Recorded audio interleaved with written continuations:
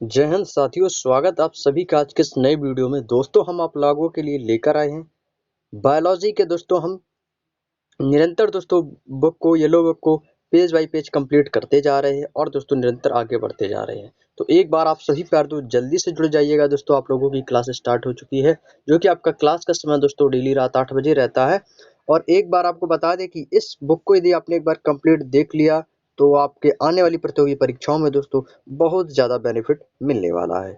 और क्लास को दोस्तों आप लोग शुरू से कंप्लीट जरूर देखिएगा, क्योंकि दोस्तों हम निरंतर पेज बाय पेज बुक को कंप्लीट कर रहे हैं और पेज बाय पेज हम टॉपिकों को उठा रहे हैं और दोस्तों आप लोगों के लिए वीडियो के माध्यम से समझाने की कोशिश कर रहे हैं। जैसा कि दोस्तों हमने पिछली क्लास में उत्सर्जन तंत्र से दोस्तों क्लास को ऑफ किया था, और ये क्लास दोस्तों पुनः वहीं से आपकी क्लास फिर से दोस्तों स्टार्ट की जा रही है। और जल्द ही दोस्तों हम अंतिम छोर पर पहुंच चुके हैं और जल्द ही आपकी ये सामान्य ज्ञान की येलो बुक दोस्तों पूर्णतः कंप्लीट हो जाएगी। तो एक बार आप लोग वीडियो को शेयर कर दीजिएगा। जो लोग अभी तक क्लास में नहीं आ पाए हैं तो वो क्लास में आ जाएं। तो चलिए दोस्तों, अब हम बिना देरी किए, बिना बात के सीधे बात करते हैं अपने टॉपिक पर। वीडियो को स्टार्ट करते हैं। जैसा कि दोस्तों आप अपने मोबाइल की स्क्रीन पर देख पा रहे होंगे, लिखा है उत्सर्जन तंत्र। इसको इंग्लिश में बोलते हैं दोस्तों एक्सक्रीटरी सिस्टम। एक्सक्रीटरी सिस्टम क्या होता है तो चलिए दोस्तों बताते हैं आपको। उत्सर्जन तंत्र क्या होता है दोस्तों कि जिस प्रक्रिया के द्वारा नाइट्रोजनी और दोस्तों अपशिष्ट पदार्थ हमारे दोस्तों शरीर से बाहर निकलते हैं तो उसे हम दोस्तों उत्सर्जन कहते हैं। यानी कि किसी भी वस्तु का, किसी भी चीज का उत्सर्जन करना, जैसे कि यूरिया, अमोनिया और दोस्तों यूरिक अम्ल। जो हमारा दोस्तों शरीर का मूत्र होता है वो दोस्तों उसमें क्या होता है, यूरिक अम्ल होता है। वो एक तरीके दोस्तों यूरिया होती है। तो यानी कि दोस्तों जब भी हम दोस्तों कोई मल त्याग करते हैं तो यानी कि जो भी हमारे शरीर से अपशिष्ट पदार्थ बाहर निकलते हैं उसको दोस्तों एक्सक्रेशन या दोस्तों हम उत्सर्जन कहते हैं। अगला पॉइंट आता है दोस्तों वृक्क, जिसको दोस्तों हम किडनी बोलते हैं।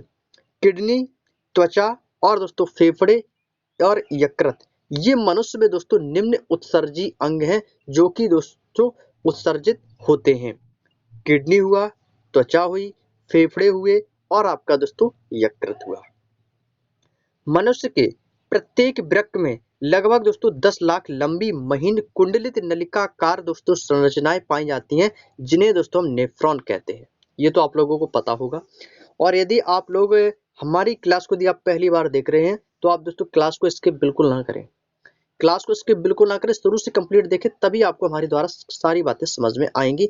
और हमारी भी पिछली वीडियो को यदि आपने नहीं देखा तो पिछली वीडियो, सारी वीडियोस आपको प्लेलिस्ट में क्रमानुसार मिल जाएंगी, तो उन क्लासों को जरूर देख लीजिएगा। एग्जामिनर दोस्तों पूछता है कि मनुष्य के वृक्क में लगभग कितनी लंबी महीन कुंडलित नलिकाएं पाई जाती है, तो 10 लाख लंबी नलिकाएं पाई जाती हैं, जिन्हें दोस्तों हम क्या कहते हैं दोस्तों, नेफ्रॉन बोलते हैं। नेफ्रॉन्स दोस्तों क्या होती है, नेफ्रॉन्स जो है वो दोस्तों वृक्क की क्रियात्मक इकाई कहते हैं, या हम बोल सकते हैं फंक्शनल यूनिट ऑफ किडनी, जो कि आपके एग्जाम के लिए दोस्तों मोस्ट इंपॉर्टेंट प्रश्न है। इसको इंपॉर्टेंट लगा लेंगे ताकि दोस्तों आपको याद बना रहे कि हाँ ये क्वेश्चन आपके एग्जाम में आया था।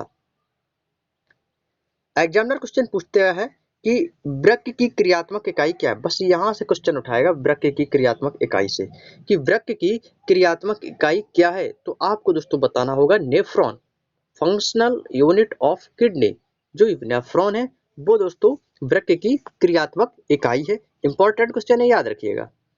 नेक्स्ट आता है कि मनुष्य के शरीर में रक्त की शुद्धिकरण की प्रक्रिया क्या कहलाती है। इसको भी दोस्तों आप लोग इंपॉर्टेंट लगा लेंगे एक ब्रैकेट में, इसको भी आप लोग क्लोज कर लेंगे, इंपॉर्टेंट लिख लीजिएगा। तो वो कहलाती है दोस्तों डायलिसिस। एग्जामिनर क्वेश्चन यहाँ से उठाता है कि मनुष्य के शरीर में रक्त की शुद्धिकरण की प्रक्रिया क्या कहलाती है, तो वो दोस्तों ब्लड का डायलिसिस करना, डायलिसिस कहलाती है। डायलिसिस होना, जब हमारे शरीर में ब्लड डायलिसिस होता है तो आप समझ जाइएगा उस टाइम आपका रक्त को क्षमता है, रक्त का शुद्धिकरण होता है, शुद्ध रक्त बनता है जब आपका ब्लड डायलिसिस होता है। क्लियर।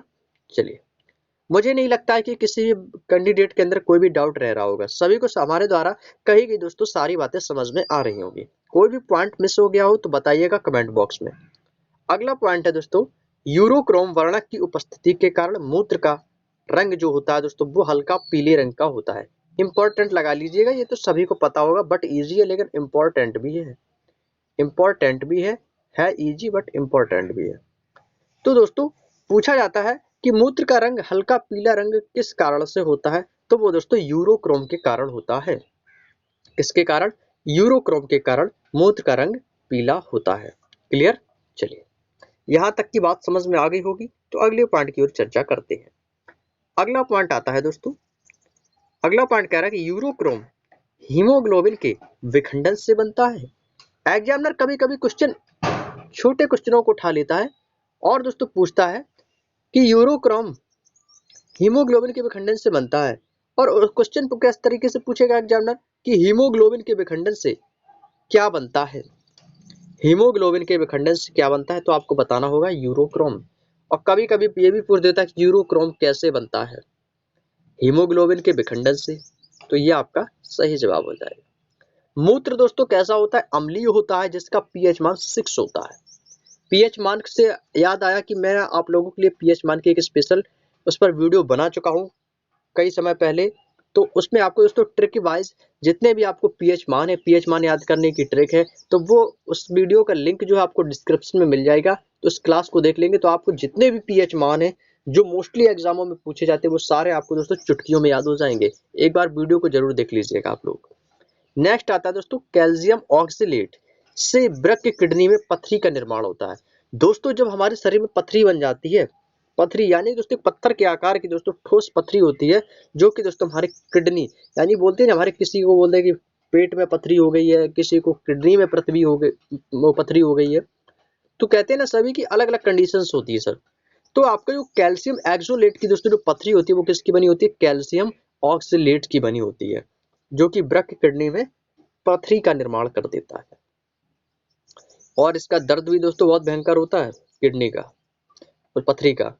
तो पथरी किसकी बनी होती है, कैल्शियम ऑक्सलेट की, जो कि सबसे कठोर भाग होती है। पसीने का स्रावण त्वचा में पाई जाने वाली तैलीय एवं श्वेत ग्रंथियों के कारण होता है। दोस्तों जब पसीने का जो स्रावण होता है वो हमारे त्वचा में पाई जाने वाली तैलीय व श्वेत ग्रंथियों के कारण ही होता है। नेक्स्ट है यूरिया रक्त से अति सूक्ष्म निस्पंदन, जिसको बोलते हैं अल्ट्रा फिल्ट्रेशन, यानी कि किसी भी चीज का फिल्टर होना, उसी में अल्ट्रा फिल्टर क्रिया द्वारा दोस्तों पृथक होता है। नेक्स्ट, डायलिसिस क्रिया वृक्क से संबंधित है। दोस्तों जो वृक्क होते हैं हमारे, वो दोस्तों कैसे होते हैं, अभी मैंने आपको स्टार्टिंग बताया था, वृक्क जो होते हैं वो दोस्तों उत्सर्जी होते हैं। वृक्क जो है मनुष्य का वो एक उत्सर्जी अंग है जो डायलिसिस करता है, जिस कारण दोस्तों हमारे शरीर का जो ब्लड होता है वो दोस्तों शुद्ध होता है। मनुष्य का जो रक्त शुद्धिकरण वो किससे होता है, डायलिसिस से होता है। और डायलिसिस यानी कि कौन करता है, उत्सर्जी अंग करते हैं। और उत्सर्जी अंग क्या है दोस्तों, वृक्क यानी कि किडनी। क्लियर? अगला पॉइंट, इसके उपयोग उस समय किया जाता है कि जब दोनों वृक्क अपना कार्य करना बंद कर देते हैं, तो डायलिसिस क्रिया के अंतर्गत घुलनशील पदार्थ का अर्ध पारगम्य झिल्ली द्वारा आर पार होना विसरण सिद्धांत के अनुसार कार्य करता है। अगला पॉइंट आता है नर्वस सिस्टम, जिसको हम बोलते हैं दोस्तों तंत्रिका तंत्र। क्या बोलते हैं दोस्तों, तंत्रिका तंत्र। और जब भी हम दोस्तों तंत्रिका विज्ञान का अध्ययन करते हैं तो उसको हम बोलते हैं दोस्तों न्यूरोलॉजी। तो न्यूरोलॉजी एंड तंत्रिका तंत्र, नर्वस सिस्टम। मानव शरीर में सभी अंगों के कार्यों का नियंत्रण दोस्तों संचालन तंत्रिका तंत्र द्वारा ही किया जाता है। यानी कि दोस्तों तंत्रिका तंत्र जो है वो अपने आप में बहुत ही ज्यादा इंपॉर्टेंट है। मानव शरीर में सभी अंगों के कार्य का नियंत्रण करती है तंत्रिका तंत्र। और यह नर्वस सिस्टम के अध्ययन को तंत्रिका विज्ञान अथवा दोस्तों न्यूरोलॉजी भी कहते हैं, न्यूरोलॉजी या दोस्तों नर्वस सिस्टम। नेक्स्ट आता है दोस्तों सेंट्रल नर्वस सिस्टम, जिसको बोलते हैं केंद्रीय तंत्रिका तंत्र। और आपकी परिधीय तंत्रिका तंत्र पेरिफेरल नर्वस सिस्टम, और आपका स्वायत्त तंत्रिका तंत्र ऑटोनोमस नर्वस सिस्टम तंत्रिका तंत्र के 3 मुख्य भाग हैं। ये थे आपके दोस्तों 3 प्रकार। फर्स्ट है केंद्रीय तंत्रिका तंत्र, परिधीय तंत्रिका तंत्र और आपका स्वायत्त तंत्रिका तंत्र। ये 3 तंत्रिका तंत्र के 3 प्रमुख भाग हैं। अब बात करते हैं दोस्तों केंद्रीय तंत्रिका तंत्र का। दोस्तों न्यूरॉन्स से संबंध होता है, किससे दोस्तों, जो न्यूरॉन होता है, न्यूरॉन्स से दोस्तों केंद्रीय तंत्रिका तंत्र का संबंध होता है। नेक्स्ट है दोस्तों मस्तिष्क, जिसको बोलते हैं ब्रेन। ब्रेन और मेरुरज्जु स्पाइनल कॉर्ड तंत्रिका तंत्र के दोस्तों ये 2 प्रमुख भाग हैं। कितने भाग हैं दोस्तों, 2 प्रमुख भाग हैं। कौन सा, मस्तिष्क और आपका स्पाइनल कॉर्ड। मस्तिष्क खोपड़ी के क्रेनियम में पाया जाता है, जो हमारा माइंड होता है, जो कि हम जिस चीज को, ब्रेन देखिए दोस्तों, ब्रेन हमारा सबसे शक्तिशाली होता है, जो हर चीज को सोचने समझने की दोस्तों हमें क्षमता प्रदान करता है। यदि हमारा ब्रेन मजबूत है दोस्तों, तो हम बहुत कुछ कर सकते हैं और आगे बढ़ सकते हैं। तो जो मस्तिष्क जो होता है, मनुष्य का ब्रेन होता है, वो खोपड़ी के किस भाग में पाया जाता है? तो वो खोपड़ी के क्रेनियम में पाया जाता है मनुष्य का मस्तिष्क। और दोस्तों सबसे बड़ी बात और इम्पोर्टेंट क्वेश्चन कि मनुष्य के मस्तिष्क का भार कितने ग्राम होता है? तो याद रखिएगा 1400 ग्राम होता है दोस्तों। 1400 ग्राम होता है, यानी 1 किलो 400 ग्राम मनुष्य के मस्तिष्क का भार होता है। न्यूरॉन तंत्रिका तंत्र की संरचनात्मक एवं क्रियात्मक इकाई होती है। इंपॉर्टेंट लगा लेंगे इन सारे पॉइंटों को जो भी अभी तक हमने डिस्कस किए थे। मस्तिष्क की खोपड़ी के क्रेनियम में और 1400 ग्राम और आपका न्यूरॉन वाला, ये तीन इंपॉर्टेंट पॉइंटों को आप लोग अपनी कॉपी में इंपॉर्टेंट पॉइंट बना के नोट कर लीजिएगा, चाहे तो स्क्रीनशॉट भी ले सकते हैं। एग्जामिनर क्वेश्चन पूछेगा कि न्यूरॉन तंत्रिका तंत्र की संरचनात्मक एवं क्रियात्मक इकाई होती है, तो पूछेगा कि तंत्रिका तंत्र की संरचनात्मक एवं क्रियात्मक इकाई क्या है? तो आपका राइट आंसर हो जाएगा न्यूरॉन। क्या हो जाएगा दोस्तों? न्यूरॉन। यहां तक की बात समझ में आई? चलिए आगे बढ़ते हैं। सेरिब्रम मस्तिष्क का सबसे विकसित भाग है और यह ज्ञानवाड़ी, बुद्धिमत्ता, स्मृति यानी कि याद रखना किसी चीज को, और ऐच्छिक गतिविधियों और इच्छा शक्ति का केंद्र है, जो कि दोस्तों हमें अच्छे और बुरे में डिफरेंट यानी कि ज्ञानवाड़ी, बुद्धिमत्ता, स्मृति याद रखने की क्षमता, ऐच्छिक गतिविधियां और आपकी इच्छा शक्ति के अनुसार केंद्रित होती हैं, जो कि मस्तिष्क का सबसे विकसित भाग सेरिब्रम होता है। एग्जामिनर क्वेश्चन उठा के पूछेगा कि मस्तिष्क का सबसे विकसित भाग क्या है? सेरिबेलम है या सेरिब्रम? तो सेरिबेलम सेरिब्रम में लोग अक्सर कंफ्यूज होते हैं। यदि आपने अच्छे से बायोलॉजी को पढ़ा तो आप कभी कंफ्यूज नहीं होंगे। तो मस्तिष्क का जो सबसे विकसित भाग होता है वो होता है आपका सेरिब्रम। क्लियर? चलिए नेक्स्ट है दोस्तों हाइपोथैलेमस का कार्य दोस्तों ताप का नियंत्रण, प्यार, घृणा, भूख, प्यास, गुस्सा, पसीना, खुशी आदि इसी के नियंत्रण से है। दोस्तों जो हमारा हाइपोथैलेमस होता है ब्रेन में, हमारे इस खोपड़ी में हाइपोथैलेमस, उसका कार्य क्या होता है? ताप को नियंत्रण करना, गर्मी, सर्दी, प्यार, किसी से आपको दोस्तों प्यार हो गया, किसी को आपको उसके प्रति घृणा हो गई, नफरत हो गई, आपको भूख लगी कि हाँ मुझे अब खाना खाना है, मुझे भूख लगी है, आपको लगा कि हाँ मुझे प्यास लग रही है, मुझे पानी पीना है। तो ये हमें कौन संकेत देता है? मुझे गुस्सा आ रहा है बहुत तेजी से। गुस्सा क्यों आ रहा है? हमारे शरीर में दोस्तों पसीना निकल रहा है। मुझे खुशी हुई कि तुम्हारा सिलेक्शन हो गया। ये चीजें जो हमारे शरीर में उत्पन्न होती हैं, ये कौन नियंत्रण करता है? ये कार्य हाइपोथैलेमस का होता है। आपको किसी के प्रति खुशी हुई, किसी के प्रति गुस्सा आया, किसी के प्रति आपको नफरत हुई, किसी के प्रति आपका प्रेम उत्पन्न हुआ, किसी के प्रति आपको गुस्सा आई, आपको भूख लगी, प्यास लगी, ये जो सारे संकेत हमें देता है दोस्तों, यह हाइपोथैलेमस देता है। क्लियर? यहां तक की बातें समझ में आई? तो इसी क्रम में आगे बढ़ते हैं नेक्स्ट पॉइंट की ओर। थैलेमस का कार्य दोस्तों ठंडा, गर्म, दर्द आदि को पहचानना है। एक होता है आपका थैलेमस और एक होता है हाइपोथैलेमस। हाइपोथैलेमस के बारे में आप जान ही चुके हैं। बात करते हैं थैलेमस की। थैलेमस दोस्तों किसी भी चीज को हमने पकड़ा, अपने हाथ से स्पर्श किया, आपको पता चलेगा कि ये ठंडा है या गर्म है। यानी कि किसी भी चीज को स्पर्श करते ही हमारे माइंड में दोस्तों एक थैलेमस होता है जो तुरंत बता देता है कि ये ठंडा है या गर्म है। हमारे शरीर में जब भी कोई चोट लगती है तो क्या होता है? हमें दर्द होता है। दर्द होता है कि नहीं होता है? ऐसा तो कोई होगा नहीं कि मर्द को कभी दर्द नहीं होता, सभी को दर्द होता है भाई। दर्द तो सभी को होता है। तो जो दर्द होता है वो हमें कैसे पता चलता है? ये भी दोस्तों थैलेमस ही नियंत्रण करता है, थैलेमस ही बताता है कि मुझे दर्द हो रहा है। अगला बात करते हैं सेरिबेलम। अभी तक हमने सेरिब्रम के बारे में बताया, अब बात करते हैं सेरिबेलम की। सेरिबेलम का कार्य क्या होता है दोस्तों? शरीर को संतुलन बनाने का कार्य करता है, जैसे कि आपका शिथिलन हुआ, रिलैक्सेशन, कंकाली मांसपेशियों का संकुचन, कंट्रैक्शन, ये आदि दोस्तों सेरिबेलम का कार्य होता है। नेक्स्ट आता है दोस्तों मेंडुला ऑब्लांगेटा। इसका कार्य क्या होता है दोस्तों? इसके द्वारा हृदय का धड़कना, मनुष्य का जो हृदय होता है वो 1 मिनट में कितनी बार धड़कता है? सभी लोग बताएंगे। आप लोगों ने जो 5 रुपए 10 रुपए वाली जनरल नॉलेज आती है ना, उसमें तो पढ़ा ही होगा कि मनुष्य का शरीर 1 मिनट में कितनी बार धड़कता है? 72 बार। 1 मिनट में दोस्तों 72 बार धड़कता है मनुष्य का जो हृदय होता है। तो यानी कि दोस्तों हृदय का धड़कना और आहार नाल का क्रमाकुंचन, गति करना, श्वसन, सांस लेना, पाचन, भोजन को पचना, ये आदि पर नियंत्रण कौन करता है? मेंडुला ऑब्लांगेटा। नेक्स्ट पॉइंट है कोमा, इंसेफ्लाइटिस, गैनिंजाइटिस, मिर्गी, सेरिब्रल पॉल्सी, सिर दर्द आदि ये मस्तिष्क के संबंधित रोग है। दोस्तों, मस्तिष्क से संबंधित जितने भी रोग हैं ये आप लोगों को अपनी कॉपी में नोट कर लेना है। कभी कभी पूछ देता है कि यह रोग किससे संबंधित है।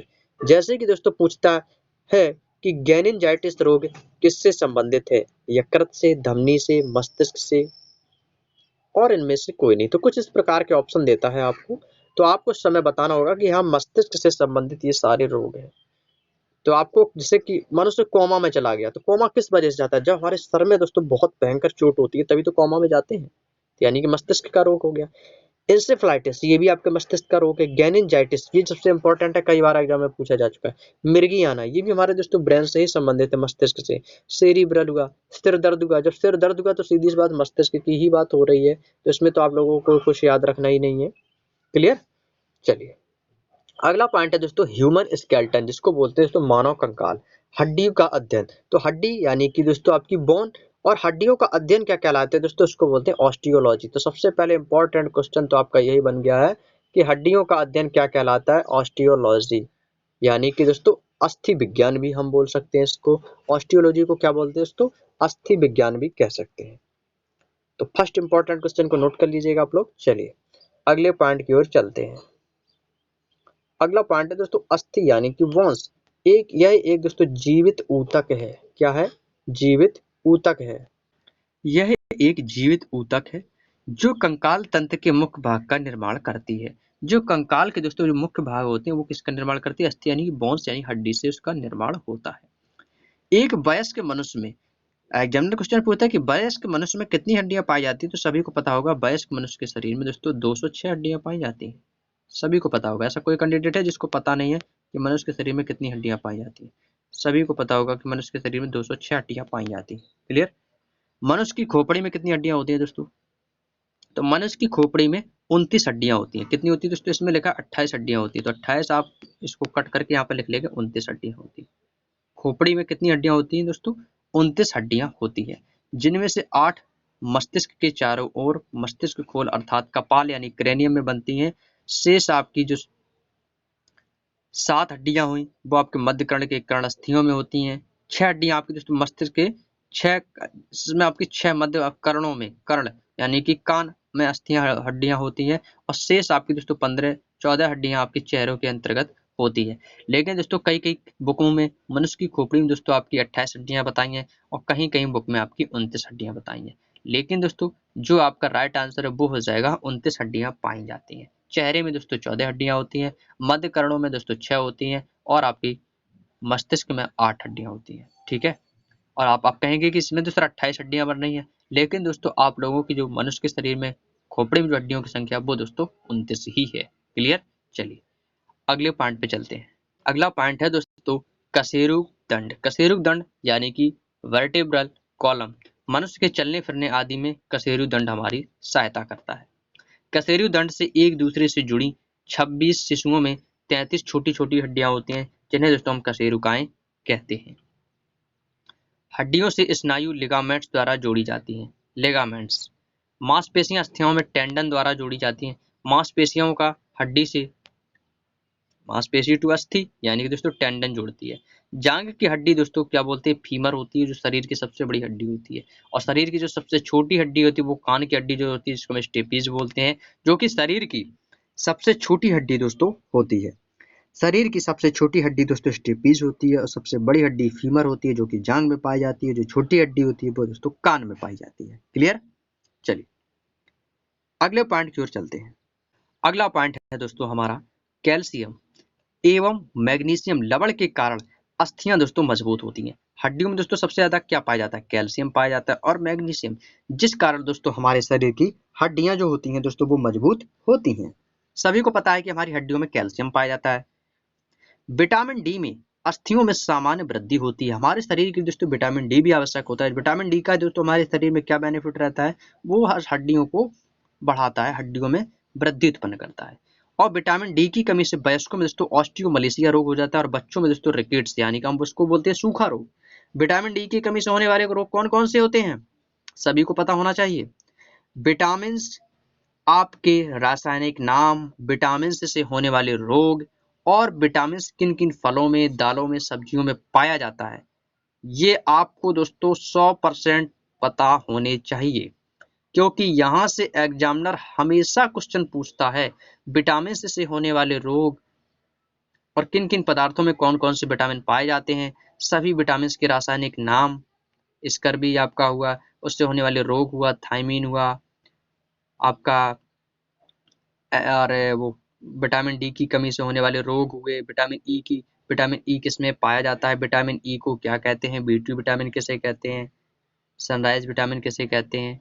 यानी कि दोस्तों आपसे कुछ प्रकार के इस प्रकार के क्वेश्चन पूछेगा, तो ये सारे पॉइंट्स आपको क्लियर होने चाहिए। तो विटामिन डी की कमी से होने वाले रोग कौन कौन से हैं? ऑस्टियोमलेशिया आपका ये होता है दोस्तों वयस्कों में, यानी कि जो आपके बड़े बूढ़े हैं, और बच्चों में दोस्तों रिकेट्स यानी कि सूखा रोग हो जाता है। अगला पॉइंट आता है गठिया और आपका आर्थराइट्स और अस्थि सुस्थिरता, अस्थि में शून्यपन पड़ जाना, और ऑर्थोप्लास्टी, ये मानव कंकाल से संबंधित रोग है। कौन सा? गठिया पड़ जाना, आर्थराइट्स हो जाना, अस्थि का सुस्त हो जाना और आर्थोप्लास्टी, ये कई रोग ऐसे हैं जो मानव कंकाल से संबंधित होते हैं। गठिया शरीर की अस्थियों के जोड़ों से संबंधित रोग होती है, जहां पे हमारी हड्डियां होती है उनके जोड़ों से संबंधित होती है, वहां पर गांठ पड़ जाती है, और इसको यूरिक एसिड के स्तर का बढ़ जाने के कारण हमारे शरीर में गठिया रोग उत्पन्न हो जाता है, यानी कि यूरिक अम्ल का बढ़ जाना। यूरिक अम्ल दोस्तों सभी के अंदर होता है, सभी वयस्क मनुष्यों के अंदर होता है, लेकिन वो भी एक लिमिट में होता है। कोई भी चीज हो, चाहे हम खाना खाते हो, चाहे पानी पीते हो, हर चीज की दोस्तों एक लिमिट होती है। यदि हम उस चीज का सेवन लिमिट से ज्यादा कर देते हैं, यदि हम ज्यादा खाना खा लेंगे तो हमारी सीधी सी बात है पेट में दिक्कत होगी। तो उसी प्रकार दोस्तों यूरिक एसिड का स्तर जब बढ़ जाता है, अधिकतम हो जाता है, तो ये दोस्तों हमारे शरीर में गठिया उत्पन्न हो जाती है। अगला पॉइंट है कि आर्थराइट्स, क्या दोस्तों? आर्थराइट्स, जिसको बोलते हैं जोड़, जॉइंट्स से संबंधित एक रोग है, ये भी आपका जोड़ से संबंधित एक रोग है। अस्थि सुस्थिरता, ये दोस्तों कूल्हे के जोड़ का प्रतिस्थापन, जो हमारे कमर के पास जो कूल्हा होता है उसमें दोस्तों जोड़ का प्रतिस्थापन अस्थि सुस्थिरता कहलाती है। मनुष्य में पसलियों की संख्या कितनी होती है? पसलियों को इंग्लिश में बोलते हैं दोस्तों रिब्स, क्या बोलते हैं? रिब्स, यानी कि दोस्तों पसली। पसलियों की संख्या दोस्तों 12 जोड़ी अर्थात 24 होती है। जोड़ी पूछा जाए तो 12, और टोटल क्वांटिटी पूछी जाए तो 24, 12 दूनी 24। तो मनुष्य में पसलियों की संख्या कितनी होती है? 24, और कितनी जोड़ी होती है? 12 जोड़ी। ठीक है। अगला आता है नाखून, बाह्य कंकाल के अंतर्गत आता है। जो हमारे शरीर का जो नाखून होता है, नाखून एक हड्डी नहीं होती, ये बाह्य कंकाल है, हमारा बाहरी कंकाल होता है, जो कि अल्फा कैरेटिन के बने होते हैं। हमारे बालों में, हमारे नाखूनों में कौन सा प्रोटीन पाया जाता है? तो कैरेटिन प्रोटीन पाया जाता है। कौन सा? क्रेटिन प्रोटीन पाया जाता है। जो आपके गाय भैंस इनके दोस्तों जो खुर होते हैं, इनमें कौन सा प्रोटीन पाया जाता है? तो इनमें भी दोस्तों क्रेटिन पाया जाता है। क्लियर? चलिए, ये सारी बातें आपको यहाँ तक की समझ में आ चुकी होंगी, तो अगले पॉइंट की ओर चलते हैं। अगला पॉइंट कह रहा है मनुष्य के शरीर में 6 तत्व पाए जाते हैं: oxygen, carbon, hydrogen, nitrogen, calcium और फास्फोरस। कैल्शियम, फास्फोरस और दोस्तों फ्लोरीन, ये अस्थि यानी कि हड्डी एवं दंत निर्माण यानी दांतों के निर्माण में इसकी मजबूती के लिए आवश्यक होते हैं। हमारे दांतों में कैल्शियम होना चाहिए, फास्फोरस होना चाहिए, फ्लोरीन, ये सभी आपके दंत निर्माण के लिए दोस्तों लाभदायक होते हैं। अगले पार्ट पे हम चलते हैं दोस्तों कि मनुष्य के शरीर में कुल हड्डियों के बारे में। बाल्यावस्था में कितनी हड्डियां होती हैं, रीढ़ की हड्डी में कितनी हड्डियां होती हैं, पसलियों की संख्या और आपके कानों की संख्या, कपाल की संख्या, इन पर हम चर्चा कर लेते हैं। तो ये इसका एक बार स्क्रीनशॉट लेंगे। सबसे पहले तो स्क्रीनशॉट लेंगे, इसके बाद हम आप लोगों को आगे बढ़ाते हैं। स्क्रीनशॉट ले लिया होगा आप लोगों ने। चलिए, मनुष्य के शरीर में कुल हड्डियों की संख्या आपको मैंने कितनी बताई थी? मनुष्य के शरीर में कुल कितनी हड्डियां बताई थी दोस्तों आपको? 206 हड्डियां होती हैं। क्लियर? बाल्यावस्था में कुल हड्डियां कितनी होती हैं? 208 होती हैं, क्योंकि उस टाइम क्या होता है, जब हम बाल्यावस्था में होती है तो हड्डियों के दोस्तों खंड होते हैं। जैसे जैसे हमारी आयु बढ़ती है, मनुष्य के हम दोस्तों रूप धारण करते हैं, क्योंकि बाल्यावस्था में बच्चे के रूप में है, उसके बाद हम मनुष्य जब होते हैं तो हमारी हड्डियों में दोस्तों क्या हो जाता है? ज्वाइंट हो जाता है, जोड़ हो जाता है, तो वो आपका 208 से 206 हो जाता है। रीढ़ में कुल हड्डियों की संख्या दोस्तों प्रारंभ में कितनी होती है? 233 होती है। और सिर की कुल संख्या कितनी होती है दोस्तों? 29 होती है। ये देखिए 29 आ गया ना आपका, उसमें कितना दिखा रहा था? 28। 28 वो मिसप्रिंट था आपका दोस्तों, 28 नहीं होती है, लेकिन कुछ बुक में 28 भी माना गया है, लेकिन आपको 28 नहीं 29 करना है। अब यही देखिए आपके इसमें सही हो गया ना, तो 29 हड्डियां होती हैं। कपाल में दोस्तों कितनी हड्डियां होती हैं दोस्तों? कपाल में दोस्तों मनुष्य के शरीर के 8 हड्डियां होती हैं। कितनी होती है दोस्तों? 8 हड्डियां होती हैं। कर्ण, कर्ण में दोस्तों कितनी हड्डियां होती हैं? कर्ण में दोस्तों 6 हड्डियां होती हैं। कितनी होती हैं दोस्तों? 6 हड्डियां होती हैं। रीढ़ की कुल हड्डियों की संख्या विकसित होने पर दोस्तों कितनी हो जाती है? दोस्तों 26 हो जाती है। फेसियल यानी कि फेस यानी कि चेहरे में कितनी हड्डियां होती हैं? तो चेहरे में 14 हड्डियां होती हैं। पसलियों की संख्या कितनी होती है? कुल हड्डियों की संख्या ये आपकी 24 हो गई। 24 कैसे हो गई? क्योंकि दोस्तों इसमें कुल संख्या पूछी गई है पसलियों की। यदि पूछती कि पसलियों की कितनी जोड़ी संख्या है तो आप बताते 12 जोड़ी, यानी 12 जोड़ी और आपका टोटल 24, 12 जोड़ी हो जाएगा आपका। क्लियर? 12 जोड़ी और कुल 24। क्लियर? चलिए, यहाँ तक की बातें समझ में आ चुकी होगी। दोस्तों आज का सेशन बहुत ही मजेदार और शानदार है दोस्तों, बहुत ही शानदार और बहुत ही मजेदार सेशन है दोस्तों आज का। और मुझे नहीं लगता कि आप लोगों को ये क्लास पसंद आए। मुझे पूरी उम्मीद है दोस्तों आप लोगों को आज की जो क्लास है दोस्तों बेहतर तरीके से समझ में आ रही होगी। एक एक पॉइंट दोस्तों आपको समझ में आ रहा होगा और क्लास भी आप लोगों को अच्छी लग रही होगी। तो यदि दोस्तों आपको हमारी वीडियो पसंद आ रही हो, क्लास अच्छी लग रही हो, क्लास बेहतरीन लग रहा हो, सेशन शानदार लग रहा हो, तो प्लीज दोस्तों आप वीडियो को लाइक जरूर करें, अपने दोस्तों में वीडियो को शेयर करें ज़्यादा से ज़्यादा, ताकि वो सभी लोग क्लास में आ सकें, सभी लोग क्लास को देखें। और दोस्तों आप लोग इस भाई का सपोर्ट कीजिएगा, जो कि आप लोगों ने मुझसे वादा किया है 3000 फैमिली को लेकर, तो वो आप अंतिम जुलाई महीने के लास्ट तक आप लोग 3000 की जो फैमिली करने का जो वादा किया उसको आप पूरा कर सकें। तो कशेरुका का दंड के भाग पर हम चर्चा करते हैं। जैसे कि आपके गर्दन हुआ जिसको बोलते हैं सर्विकल रीजन, तो इसमें दोस्तों हमारे 7 कशेरुक होते हैं। वक्ष यानी कि छाती, ये दोस्तों हमारे शरीर में 12 कशेरुक होते हैं। कटी लंबर रीजन जिसको बोलते हैं, जिसमें हमारे दोस्तों 5 कशेरुक होते हैं। ये कशेरु दंड के भाग होते हैं जहाँ पर होते हैं। ये दोस्तों आपके टोटल 5 होते हैं, गर्दन पर, छाती पर, कटी पर, त्रिक पर और दोस्तों पुच्छ पर। कटी पर दोस्तों आपके 5 कशेरुक होते हैं, त्रिक पर आपके 5 कशेरुक होते हैं और पुच्छ पर आपके 4 कशेरुक होते हैं। अगला पॉइंट आता है कि कुछ विशिष्ट स्थानों की अस्थियों के नाम एवं संख्या। जैसे कि दोस्तों आपके किन किन स्थानों में कौन कौन सी हड्डियां पाई जाती हैं और उनकी संख्या क्या है दोस्तों, ये भी जानना बहुत ज्यादा जरूरी है।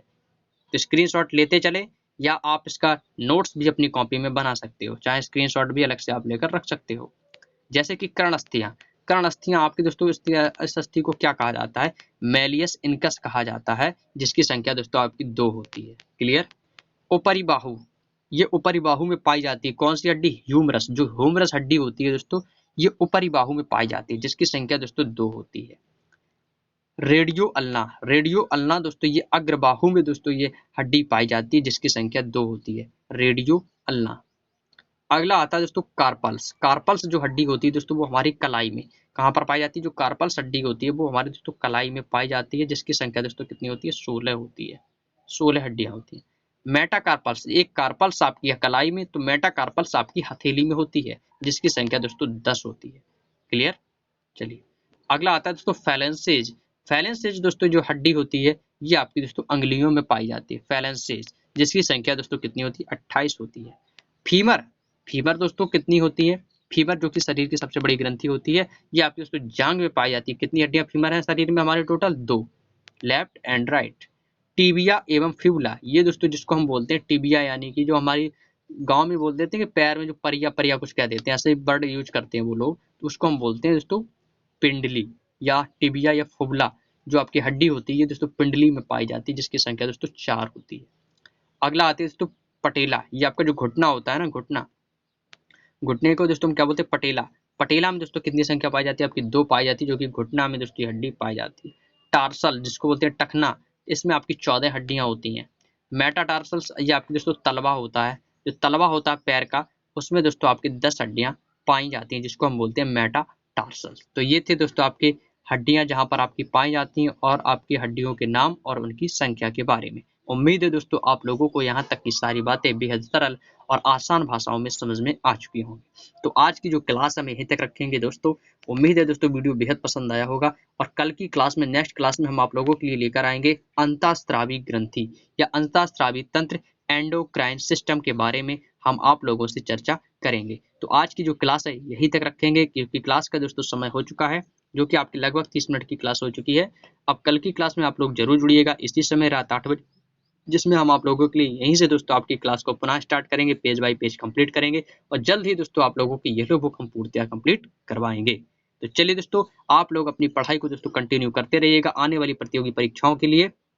और काफ़ी लोगों के दोस्तों कमेंट्स आ रहे थे कि सर जो आपने एग्जाम पर अंतिम प्रहार बैच स्टार्ट किया है उसकी वीडियोस नहीं आ रही है। काफ़ी लोगों के कमेंट्स आए कि सर ऑब्जेक्टिव बुक की वीडियोस का ऑब्जेक्टिव बुक की क्लास का वीडियो उसका सॉल्यूशन लेकर आए। दोस्तों बहुत ही जल्द आपको उसका भी सॉल्यूशन मिलेगा। मैं सोचता हूँ कि आप लोगों की जल्दी से जितनी जल्दी हो जाए यूलो बुक कंप्लीट हो जाए, इसके बाद फिर आपका स्टैटिक जीके और आपको ऑब्जेक्टिव बुक का ही सॉल्यूशन मिलेगा। कोशिश करूंगा कि बीच में 1-2 दिन आपकी ऑब्जेक्टिव क्लास की भी चला दी जाए, लेकिन दोस्तों कोशिश करूंगा। लेकिन आप लोगों को अभी जो है फिलहाल अभी तक आपको जो भी हमारी क्लास नहीं आ पाई है उनके लिए तो थोड़ा आपको वेट करना होगा। अपनी पढ़ाई को वैसे कंटिन्यू करें, आप कहीं और से भी पढ़ सकते हैं, लेकिन जैसे ही कोई वीडियो आएगी उसका नोटिफिकेशन आपके पास जरूर पहुंच जाएगा। तो वीडियो को लाइक कीजिएगा, आप लोग शेयर कीजिएगा, सपोर्ट कीजिएगा। और यदि आप चैनल पर पहली बार नए हो तो पहली बार चैनल पर विजिट किए हो तो आप चैनल को सब्सक्राइब कर लीजिएगा, बेल आइकन को ऑन कर लीजिएगा, ताकि दोस्तों कभी भी वीडियोस का नोटिफिकेशन आए तो वो आपके पास सबसे पहले पहुंचे। तो चलिए दोस्तों अपनी तैयारी को कंटिन्यू करते रहिएगा, स्वस्थ रहिएगा। तो मिलते हैं नेक्स्ट वीडियो में, तब तक के लिए जय हिंद, जय भारत, वंदे मातरम।